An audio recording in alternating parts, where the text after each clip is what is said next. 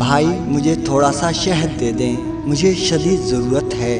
میری چھوٹی سی بیٹی بیمار ہے، اس کا علاج شہد سے ممکن ہے۔ افسوس میرے پاس اس وقت شہد نہیں ہے۔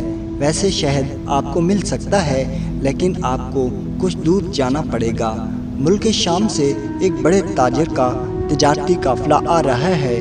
وہ تاجر بہت اچھے انسان ہیں، مجھے امید ہے وہ آپ کی ضرورت کے لیے شہد ضرور دیں گے۔ ضرورت مند نے ان کا شکریہ ادا کیا اور شہر سے باہر نکل آیا تاکہ قافلہ وہاں پہنچے تو تاجر سے شہد کے لیے درخواست کر سکے۔ آخر قافلہ آتا نظر آیا، وہ فوراً اٹھا اور اس کے قریب پہنچ گیا۔ اس قافلے کے امیر کے بارے میں پوچھا۔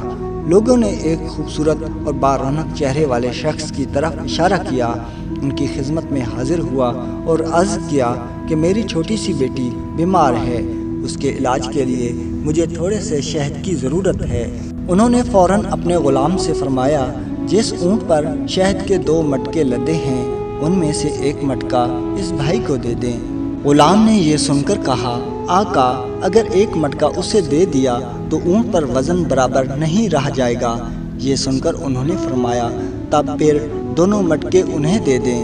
یہ سن کر غلام گھبرا گیا اور بولا، آقا یہ اتنا وزن کیسے اٹھائے گا؟ اس پر آقا نے کہا، تو پھر اونٹ بھی اسے دے دو۔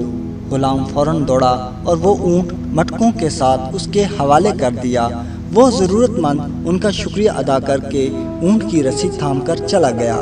وہ حیران بھی تھا اور دل سے بے تحاشا دعائیں بھی دے رہا تھا۔ وہ سوچ رہا تھا کہ یہ شخص کس قدر سخی ہے۔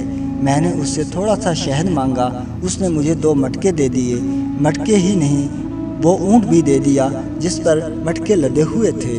ادھر غلام اپنے آقا کی خدمت میں حاضر ہوا اور آقا نے غلام سے کہا، جب میں نے تم سے کہا کہ اسے ایک مٹکا دے دو تو تم نہیں گئے، دوسرا مٹکا دینے کے لیے کہا تو بھی تم نہیں گئے، پھر جب میں نے یہ کہا کہ اونٹ بھی اسے دے دو تو تم دوڑتے ہوئے چلے گئے، اس کی کیا وجہ تھی؟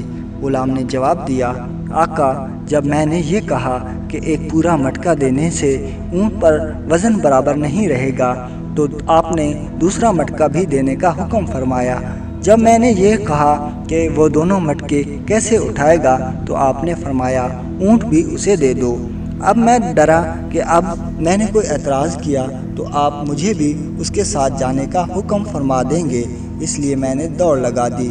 اس پر آقا نے کہا، اگر تم اس کے ساتھ چلے جاتے تو اس غلامی سے آزاد ہو جاتے، یہ تو اور اچھا ہوتا۔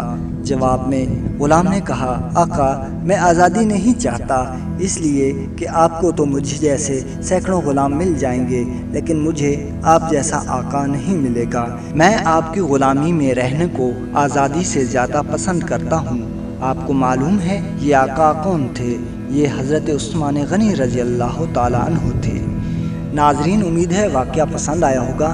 ہمارے چینل کو سبسکرائب کیجیے اور ویڈیو کو لائک کیجیے۔ اللہ نگہبان۔